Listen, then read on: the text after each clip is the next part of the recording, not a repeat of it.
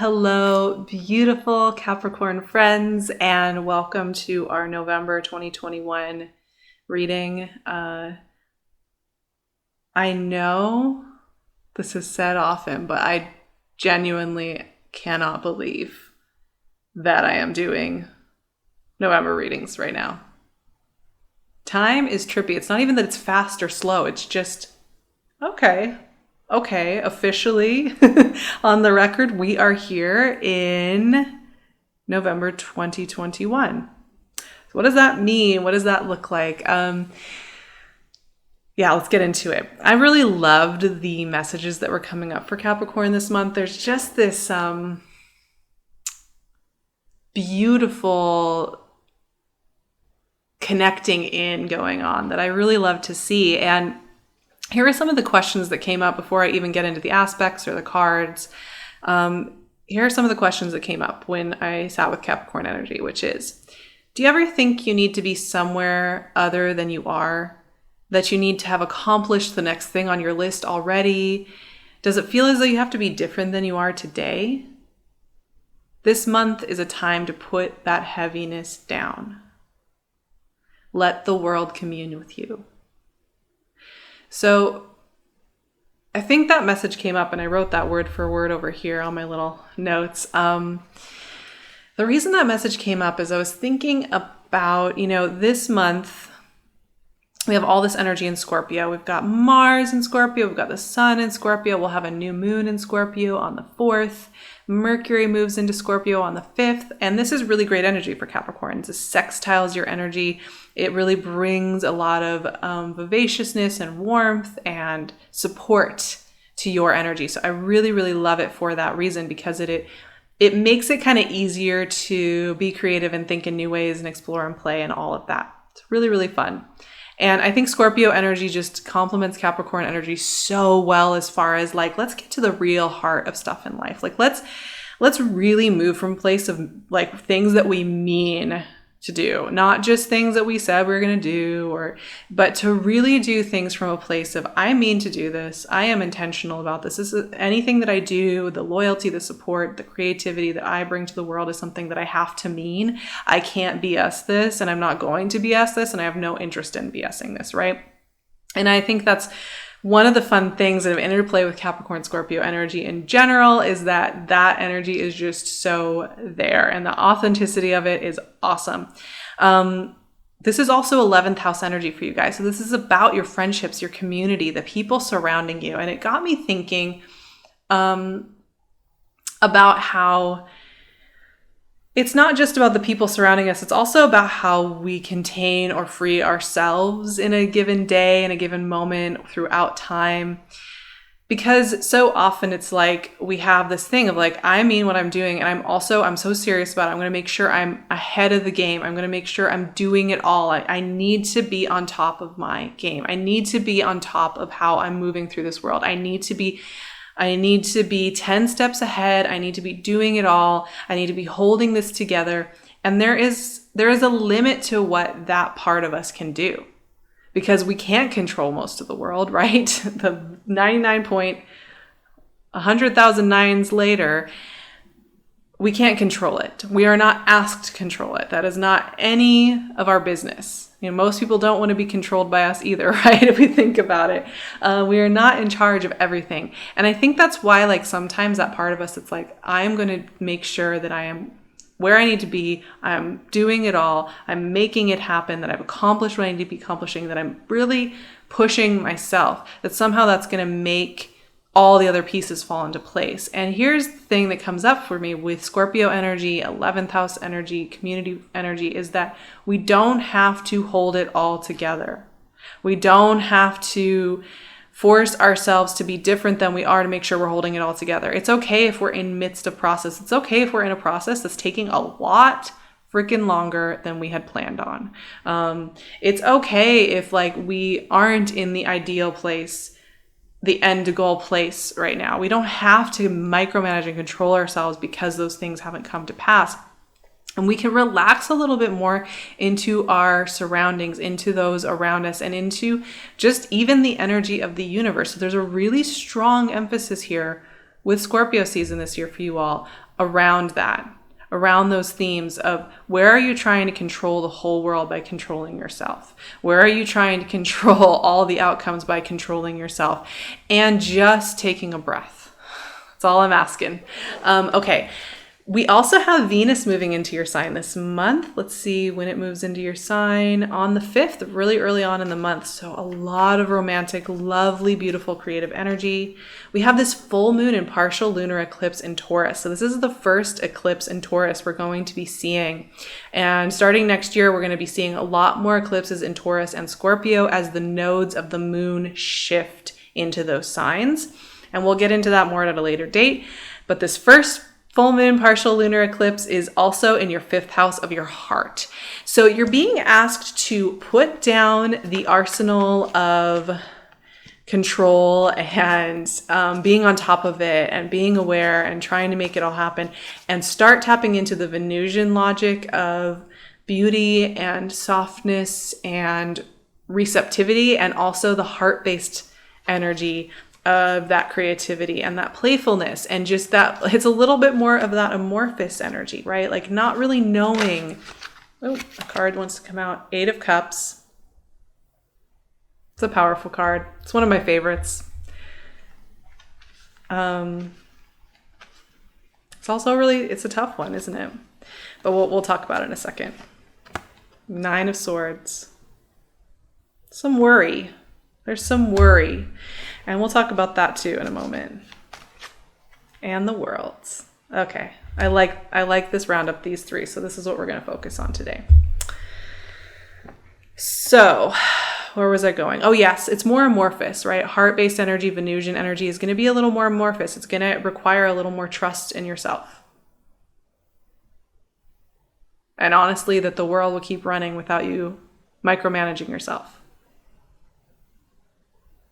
I also want to say this. After we get through Scorpio season, we're moving into Sagittarius season. Sun and Mercury are moving over there. Mars will be moving over there in December, right after this month is over. We're starting to get into 12th house energy, which for you is about coming back to your soul and living from the inside out before we get to Capricorn season and open a new year with you all. And when we come back to our soul, we always find, right, whenever we get back to the teachings of the soul, that it is not about control. It is about release. But let's talk about these cards, because 8 of Cups, 9 of Swords. These are cards about putting down a heaviness. And remember at the beginning I said, feeling like you need to be somewhere else, where you need to have already accomplished X, Y, and Z, where you need to have already done these things, where you have needed to already be these things. What would life look like when we put that heaviness down? That's the question that's getting asked here with these 2 cards. But let's start with 8 of Cups, because the message here is, this is always such a bittersweet card. I really love it. First of all, this represents an energy of somebody who is willing to go into the unknown and the unfamiliar. Even though, if they wanted to, they could sit with that old familiar. They could stay at that same party, right? But they know they have to go seeking. They have to follow their path, right?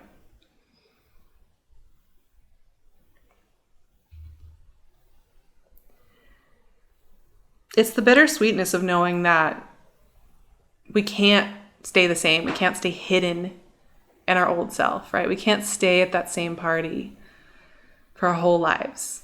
Even though a part of us would really like to. A part of us would really like to just stick with what we know how to do and get cozy in there and just be satisfied.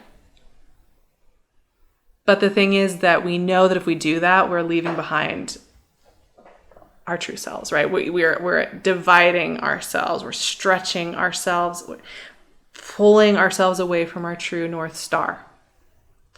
And the 8 of Cups is that invitation to go and follow that North Star. And it means leaving behind something familiar. So for everybody, this can be different. It can be a habit routine. It can be a relationship or a friendship or a context. It can be an old identity.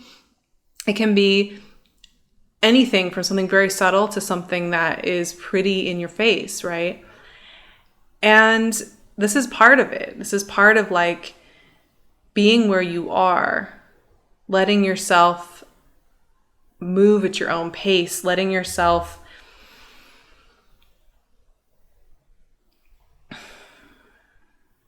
follow the path you need to follow. It doesn't mean it needs to be super fast. It doesn't mean you need to have already done X, Y, and Z. It just means you got to show up to what is calling to you to move toward this month. And it may look different than some of those self-policing thoughts have been. It also means leaving behind, the familiar ways of forcing yourself to do things and relaxing a little bit more into maybe there's a way to trust yourself moving forward. Now, Nine of Swords, this one shows up a lot when we're growing. Nine of Swords to me always represents, it reminds me of, and I think most people have experienced this, waking up at like 2 a.m. and thinking of all the things you haven't figured out yet, or thinking of the things you've done wrong in the past, like in a social situation or whatever it is that's stressing you out, and just going over it and over it and over it, and like not really being able to get a resolution, just freaking yourself out. That's what Nine of Swords, to me, that energy is. Nine of Swords is also just where we get trapped in our own thoughts, right? And we just scare ourselves. And I find this card comes up when we are learning how to trust ourselves more and when we are following our own path a little bit more. When we're kind of just letting ourselves do things the way that is innate to us rather than performing our way through them, rather than forcing our way through them. It can get a little scary. That inner protector, that inner warrior, that inner guard that wants to make sure we're not getting hurt is very concerned about us just being ourselves, moving at our own pace, moving in the way that feels right to us. It's very concerned that this is going to end in some kind of problem. And that's who really is showing up here with Nine of Swords. So if you find that you are feeling anxious, stressed, worried about how you are transforming this month, what I recommend doing is showing a lot of compassion to that inner guard, that inner guardian that's so concerned, and coming up with all the ways this could hurt you, all the ways this could be scary, all the ways that we need to control ourselves. You really want to hold that inner guardian with a lot of love and a lot of compassion. Listen to it. Let it say its piece. I like to write this stuff out. Say, okay, what are you trying to tell me? What are you trying to show me? Let it show you it. And then also confirm to it that it's okay. It's okay. I got this. I know you're trying to protect me. I know you're trying to look out for me, but seriously, we're going to be okay. Because we also have the world, my friends. So while we have this kind of like discomfort of leaving behind the familiarity of policing ourselves and keeping things status quo and keeping things in check and keeping things in control and keeping ourselves in check and keeping ourselves where we think we need to be, the world is over here saying, hey, I have some new pathways opening up. I have some places I want us to go. The world is about, to me, it always makes me think of graduation. It makes me think of a skill mastered, a lesson learned, a perspective totally incorporated. It's really the end of a long energetic cycle. And that's so interesting to have come up for you all. I think as we are hitting into Sagittarius season and the end of 2021, you've learned something in this last year. Probably many things, haven't we all? But you've learned, you've mastered, you've understood something that you are letting go of this month. And you are starting to notice, I am ready to let go of this. I am ready to step onto the path that is right for me.